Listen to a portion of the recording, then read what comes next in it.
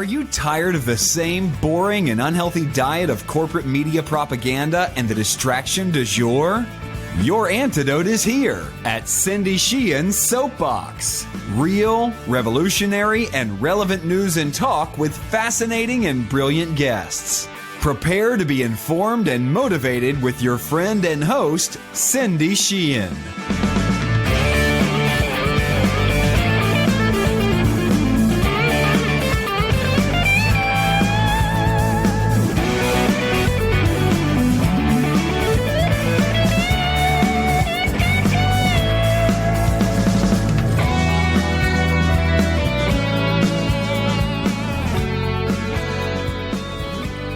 Welcome back to the Soapbox. I'm your host, Cindy Sheehan.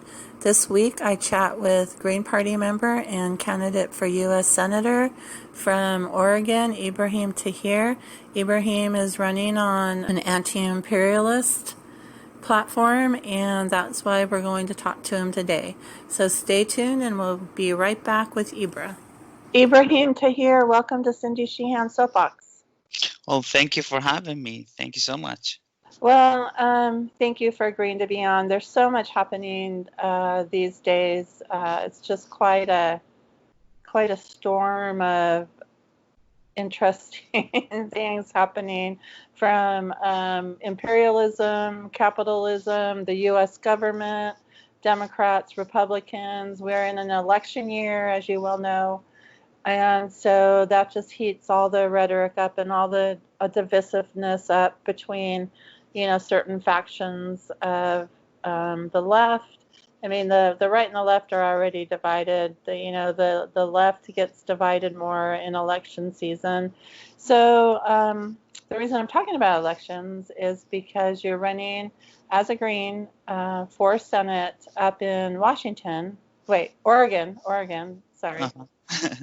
And I just know it's somewhere north of where I am. So tell my listeners about yourself and why you're running. Yeah, sure. My name is Ibrahim Taher. You can call me Ibra for short. Okay. I am a father, a philosopher, and anti-war activist. So this is my main focus on my campaign. I'm running in the Pacific Green Party, and I just recently received the co-nomination from another minor party here in Oregon. Basically, I wasn't very intrigued, motivated to join politics, because if you look at the past decades, a lot of people tried to reform the political scene, and they couldn't. But there's something changing from 2017.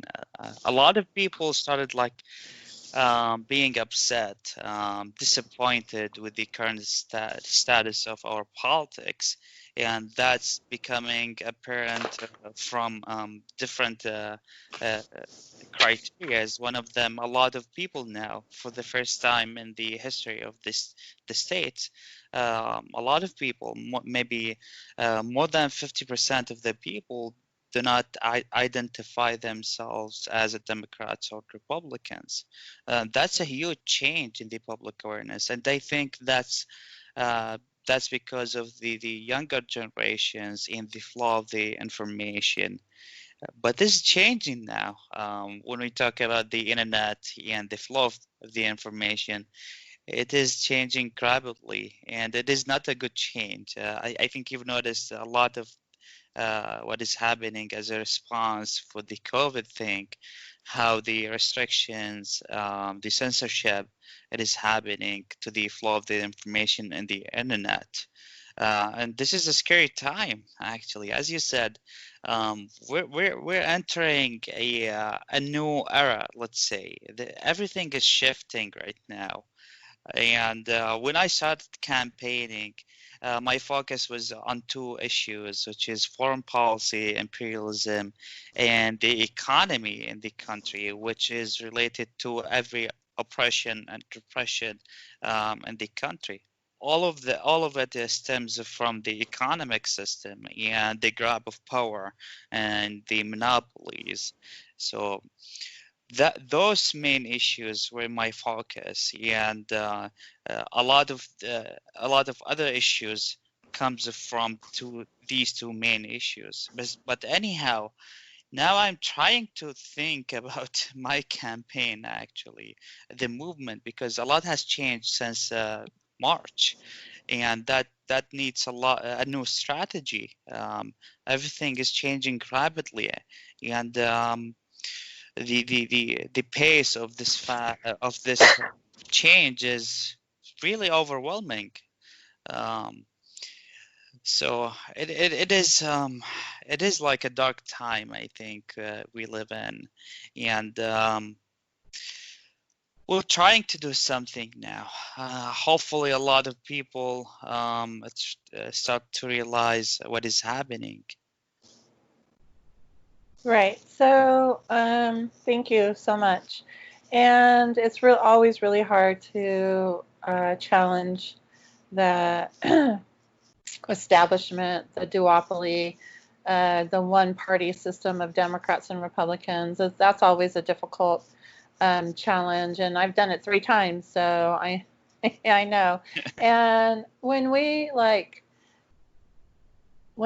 for people who have left their Republican Party, left their Democrat Party, they've gone to the Green Party or Independent or some other third party, Libertarian, Socialist, whatever.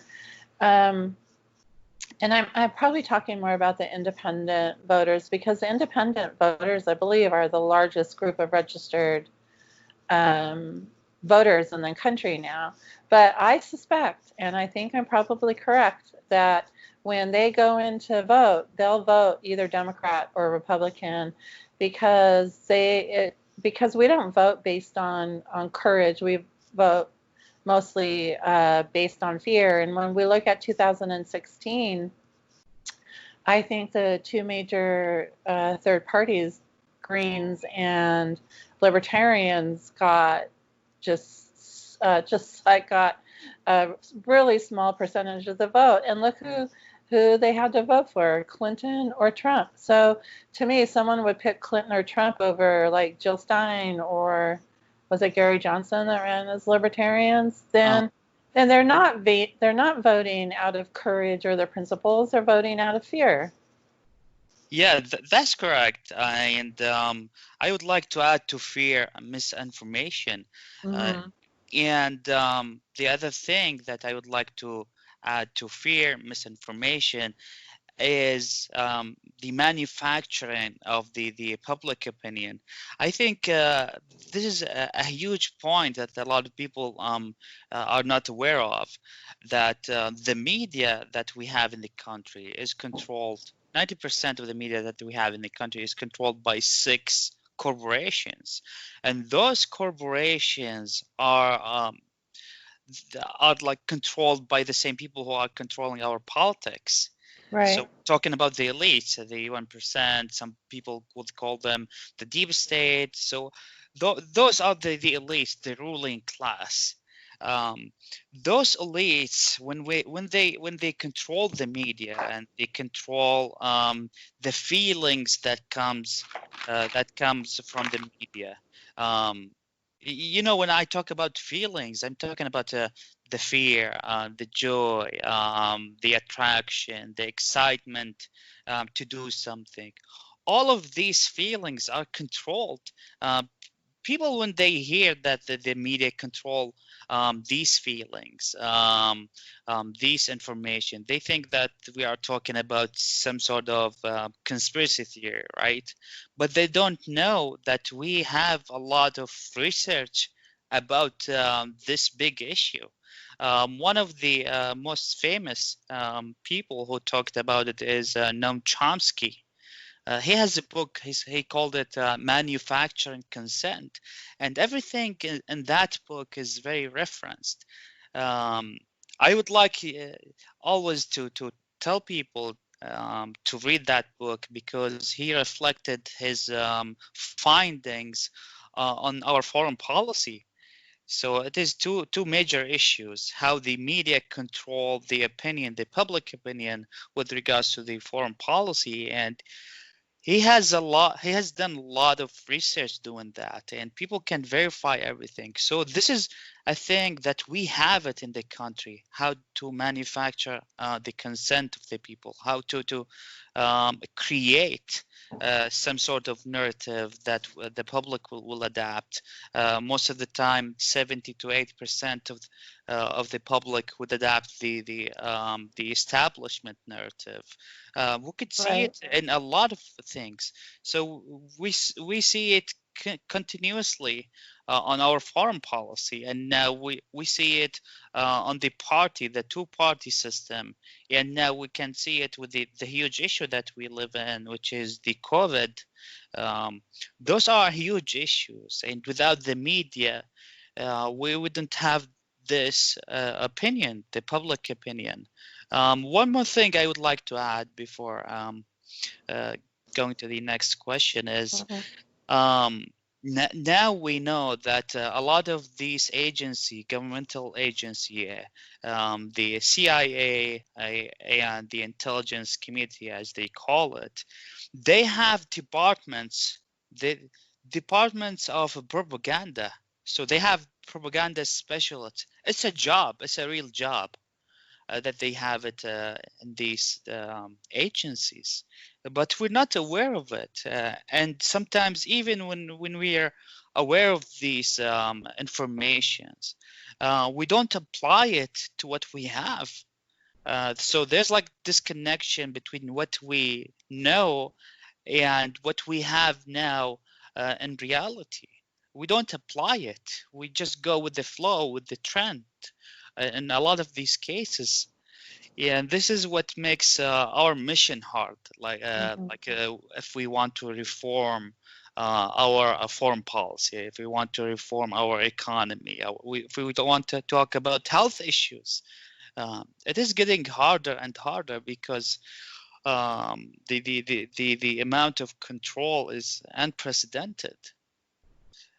Right. And before, we had social media, it was mostly done by television, commercials, and other types of media, newspapers, magazines, and things like that. But now we have social media, and so it's even easier for the powers that be, whomever we were talking about, the deep state. You said it's even easier for the state now to manipulate our thoughts, our ideas, our beliefs. It's so easy now. They have algorithms, and I'm not the only one who's noticed this. You just start and think, I really need to buy a new bike, whatever, and all of a sudden I'm getting ads for bikes because I only thought it, but the algorithms, by my presence online, is predicting what I want or need even before I know it. So I've done some research about it. Some readings about how developed these algorithms are. And they are scary. One of the stories that I've heard, that someone was just talking to his friend about buying a laptop. So he didn't go to the internet. He didn't search for laptops. He was just talking. So there's just his voice. And minutes later, he receives an SMS message. It's not an email, it's an SMS with offers on laptops and things that he was talking about. That's a scary thing. So they can hear you now. Right, he's listening. Yeah, and give you what you want. Mm-hmm. So it is now, what we know, it is now being used for commercials, but we definitely know that use is not the only one, and this is a very scary one. And one of the things that I've read, that now they are developing something in technology that they can sense your thoughts. The MRI machines, they are magnetic machines, Right. right? So they detect the electricity in your mind. That's how they develop the fMRI, which is used in psychology when they want to detect a few emotions. They have some studies. So they go there and they put you on the MRI and they see how the electricity in your mind is being activated for some reactions. So there's some electricity in your mind, right? And Mm-hmm. now they're talking about technology that would detect these flow of information, which is electrochemical um, reaction in your mind, and they can sense it on your some small sensors that they will be implemented in your body or maybe on your phone and upload it to a cloud. So most of the time they will predict your feelings. So they're not analyzing just the what you're searching for and then get your feelings about some products or some information that you see on the internet. Mm-hmm. Now they can detect feelings about things even without going to the internet. It's already there and they're talking about it. And Right. that's Right. very scary when we talk about mind control. So Mm-hmm. previously we were talking about controlling the flow of information. You don't hear what you need to hear, and you only hear what they want you to hear. Now Exactly. it's changing. It is, how do you feel?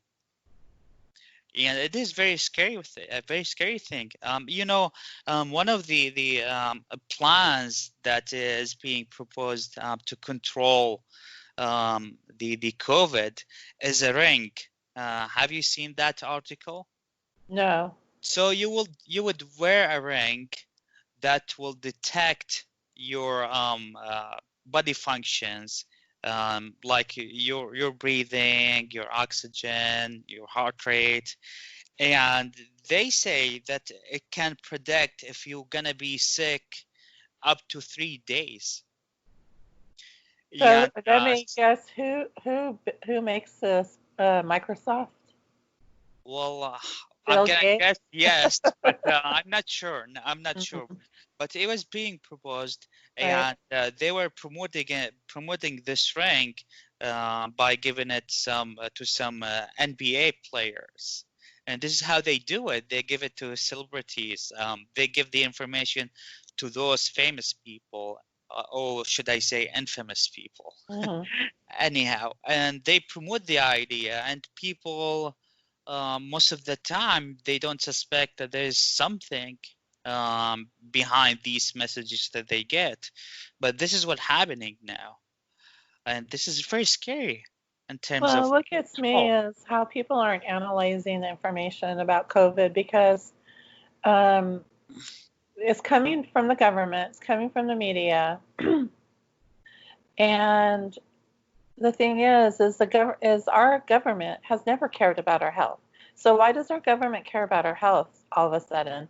And why are they putting in measures that will actually make us sicker without telling us how we can fight the virus using our natural immune systems? And so it's just, well, I think we better get back to your run for Congress for the Senate. And um, but that was a really good little tangent we went on, very necessary. Yeah, it is It very really is and about mind control, and I just don't believe how some people who have been like since 2002. Let's just go back that far, where George Bush wanted to go into Iraq. That was George Bush's main thing. He didn't care about Afghanistan. Even before 9/11, George Bush was talking about how do we get Saddam Hussein. And so they made the same House Iraq group. And they actually talked about how can we talk about this so people can get on board with invading Iraq. Let's talk about mushroom clouds. Let's talk about mobile chemical weapons labs. Let's talk about weapons of mass destruction. Did I already say that? Let's talk about, Saddam kills his own people. And so they used all of these very effectively to get most of the people in the United States on board with, invasion of Iraq. And we've seen it, though. This wasn't the first time they manufactured this, like you said, consent for war. They started back in World War I when Edward Bernays, the nephew of Sigmund Freud, started using psychology to sell people things, whether it was products or war. War has become a product now. And we've seen ever since then, they've used it effectively or whatever, to, especially when Obama was president, Libya, Syria, Yemen, Somalia, they've used that same kind of tactic and using the exact same things. They're trying to do it in Venezuela. They've been trying to do it in Cuba for decades. So, so this consent that's selling us toothpaste is also selling us war. Talk about how your opponent fits into all of this, and tell us who your opponent is, and tell us how he fits into all of this. Well, my opponent is the incumbent. So I have two opponents actually, one Republican and one Democrat. The Democrat is the incumbent, and he has been in his position as a U.S. Senator for 12 years, and he's running now for the third term. First of all, he's a Democrat. And that should be enough to people if they review what does it mean to be a Democrat with regards to the foreign policy. Right. When we talk about Democrats and Republicans with foreign policy, they are not different. They support each other when it comes to wars. Let me give you an example. Like Trump, he announced twice. He tried twice to get out of Syria. So I don't know why he was trying, but anyhow, this is not the point. The point is, so he twice tried to get out of Syria, and both Republicans and Democrats opposed them. I think a lot of people know about the 400 member of the Congress wrote a letter to him saying, "Don't get out." And then they started with the Kurds. Do you remember when they talked about the Kurds and how they great in Rojava and what is happening to them? They are being killed. It was like to manufacture the emotions here. Right. Because the Kurds were being killed by the Turkish army maybe since 2015, but nobody talked about them. They literally being killed like every day, but nobody talked about them until they decided to use them to manufacture these feelings to contradict and oppose Trump. Anyhow, so this tells you how the Democrats and Republicans they are in agreement on wars. Anyhow, so the incumbent, my opponent, has been in office since 2009. So his first year, first of all, he supported the nomination of the other warmonger in the Congress at that time, Hillary Clinton, and he said he was proud to cast his vote. That tells a lot when someone comes out saying these things in support of a warmonger, a known one. Anyhow, so he started 2009 with supporting Hillary. 2009 Honduras, the U.S.-backed coup in Honduras. He was silent on it. 2011, the war on Libya.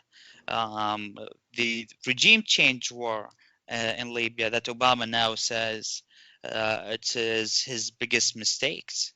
But after what? After they have a slave markets now? Right. They literally have a slave market Right.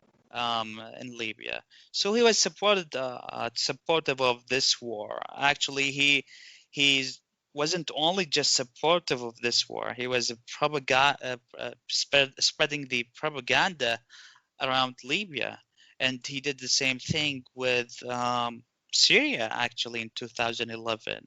So he talked about how Assad is a dictator and we need to get rid of him, and we need to support the rebels, the moderate rebels they call them, that we now know they are Al-Qaeda affiliates, terrorist groups. We know that from a bill actually in the floor. It's called Stop Arming Terrorists in Syria Act. So we have a bill in the floor explicitly talking about stopping the support for terrorist group in Syria. What does that tell you? It tell you that we were supporting them. I think Trump, when he ran, he talked about how Clinton and Obama supported these terrorist groups in Iraq and Syria. So he talked about Trump himself when he was campaigning, but now Right. when he's a president, he continued doing the same thing. So the incumbent on all of these issues, Libya, Syria, Ukraine, arming the Nazis groups in Ukraine, the Yemen war started in 2015 under Obama, right? A lot of Democrats they think it is a war that started under Trump. But no, it started 2015, and before that, we were striking them like with drone strikes. In 2013, it started after they decided to overthrow the regime in the awakening of the Arab Springs in 2011. Then Saudi and our government decided they don't like the people movement that took control of Yemen.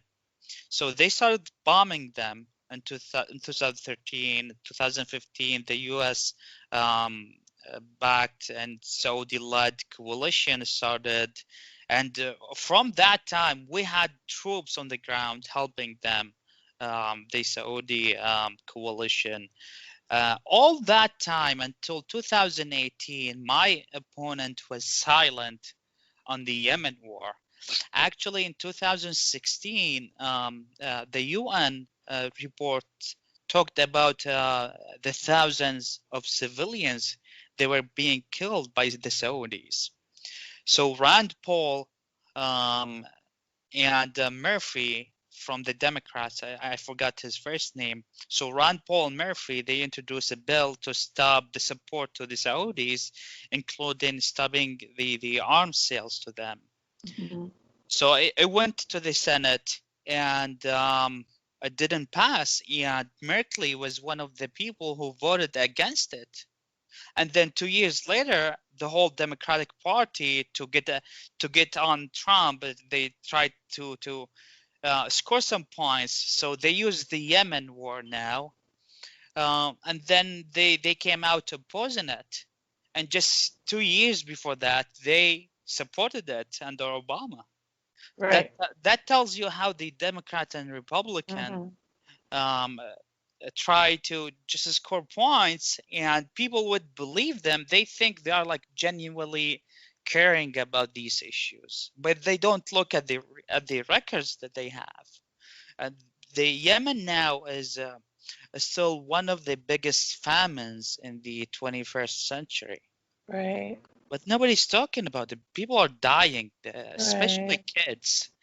Anyhow, so it is that law, that lawlessness that these Democrats have, that they use. People are suffering in Yemen. They use them just to score points on Trump, and that's it. They moved on to the next issue. So Merkeley, Jeff Merkeley, my opponent, was supportive of all of these issues, which is very horrible issues. That's only on foreign policy. We can talk about Merkeley on a lot of other things. What strikes me here in Oregon that we have 7 Congress members Right. from Oregon. Right. He's the only one, if you go on the streets and ask people about him, they wouldn't know anything bad, let's say, about him. He's the only one. The media doesn't look at his records. And I don't know why. But anyhow, this is what we have here. He's like an angel. Right. That's very sad. That tells you about how the media doesn't sometimes if they love someone, then nobody would know anything bad about that guy, and if they hate you, then you're done. Everyone would hate you from the Right. people. Yeah, so So, this is brief mhm. about it. So, talk about, I know you're running for the Senate, but talk about the presidential election a little bit. It's something that everybody would be like really obsessing about right now. People would be lining up, I'm for Biden, I'm for Trump, no matter how horrible they both are, no matter how they're pretty much the same person. One has, they just have different issues. But so talk about that. Talk about our choices or lack thereof. And I think when we spoke last week, we also talked about the fake Bernie Sanders phenomenon. And do you think he has any, at this point, any cachet with the Democrat Party? Well, if he has any now, then he will use it to strengthen the party. Right. So that's not a good use of the power that he has. Anyhow, Oregon is pretty much a blue state, controlled by Democrats most of the time. Mhm. And most of the people around me here are Democrats. And when we talk about the presidential election, a lot of arguments talks about we don't want Trump, so we're gonna vote for the lesser evil here, which is Biden, which is not true. Mhm. Biden is worse than Trump. Oh, on He many levels, he killed is for sure. thousands of people killed during his time in politics. At least Trump he appears to be trying to get out of some wars. And I think the Afghanistan war is now um, taking a big turn with the Taliban agreement that happened a few months ago. There are a few issues in that agreement, but they weren't solved, and they were like most likely gonna fail. And this is what happened after the agreement. Immediately they started firing on each other. But there's like a turn happened just last month. They decided to negotiate. There's like one of the provisions in the agreement is they need to have an Afghan, they call like the intra-Afghan negotiations, which they refused to have them, but then they had them last month, and they started to abide by the agreement. So there's like the biggest shift and turn in the Afghanistan war, which is the longest one that started in the 1970s under Jimmy Carter, when he decided to arm and support the jihadists in Afghanistan Right. to Right. face the Russians. So this is the longest war. It didn't start in 2011. I mean 2001. Right. It started in the 1970s.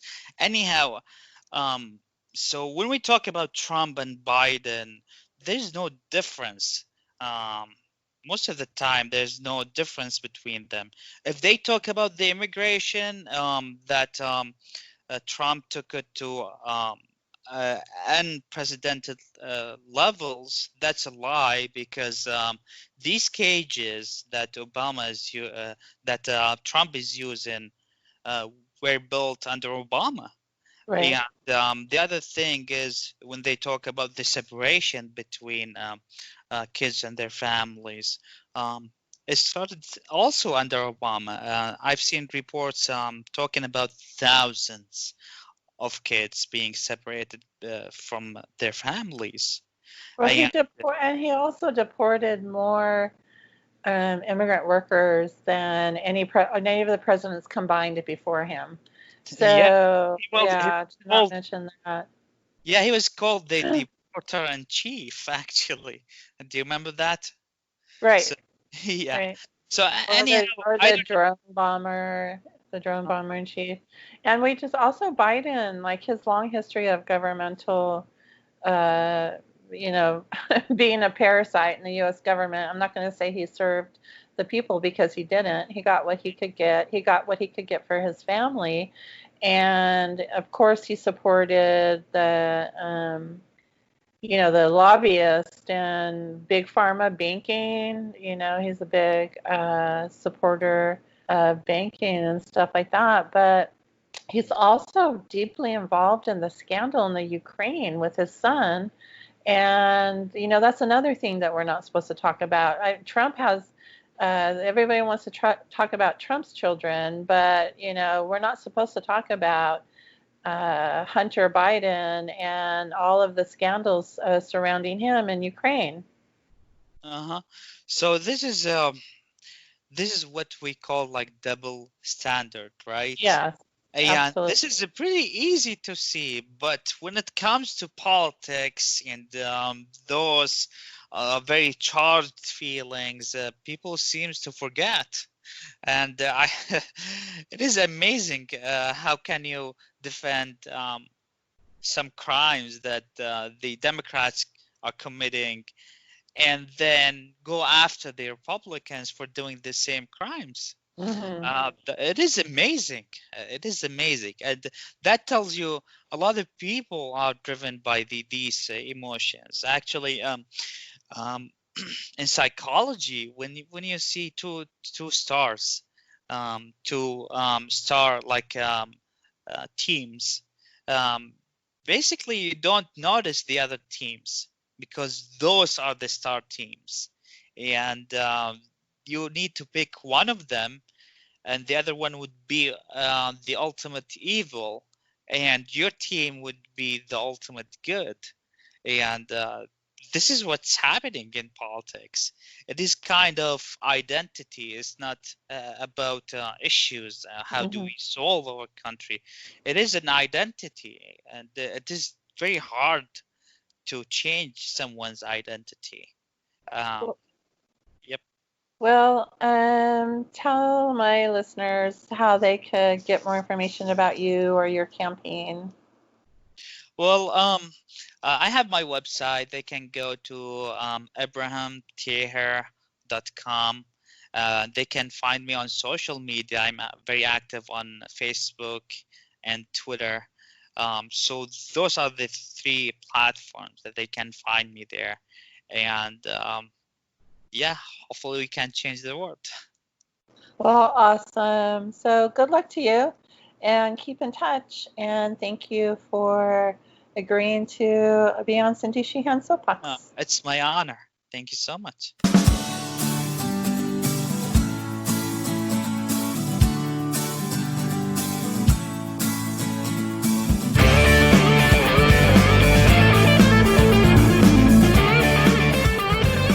Well, that's it for this edition of the Soapbox. As always, I hope you were informed and inspired to check out Ibrahim's campaign and to support third-party independent politics over the very vicious duopoly. I'd like to thank my engineer Don DeBar and Ibrahim for being on the show and putting himself out there to make the world a better place. I'm Cindy Sheehan. You've been listening to The Soapbox. Peace out for now.